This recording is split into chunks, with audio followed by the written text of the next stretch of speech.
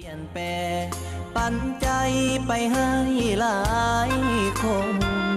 ลืมสัญญาไว้ใส่ว่าสิมีแต่เฮาสอ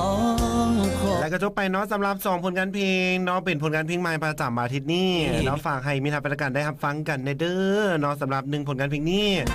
เป็นผลงานเพลงห้องของคมคงสนานั่นเองเนาะเป็นผลงานเพลงห้องที่มีชื่อว่า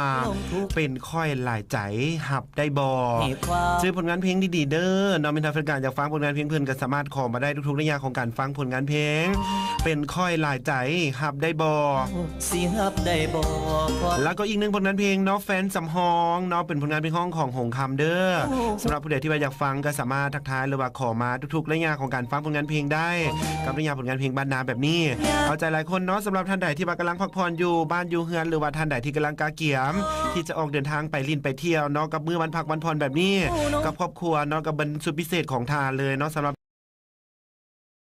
ได้พักผ่อนเป็นของตัวเองเถื่อมุกมุ่นอยู่น้ำหน้าที่เวียกงานเนาะบ่จะเป็นในเรื่องของการปฏิบัติหน้าที่เวียกงานการเฮ็ดทรงเวียกต่างๆเวียกงานต่างๆที่มาติดข้างกันไว้เนาะ1อาทิตย์เต็มๆกันเลยเพราะว่าพวกเขาจะได้มีเวลา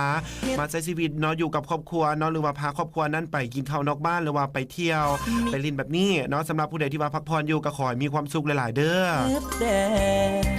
ยังเพิ่มเติมเข้ามาได้เรื่อยๆกันเลยเนาะกับระยะนี้ผู้ใดที่ว่าอยากฟังผลงานเพลงบ้านนากันอยู่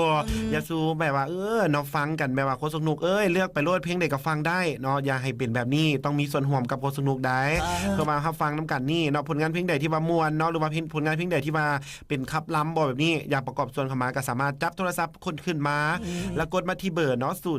03028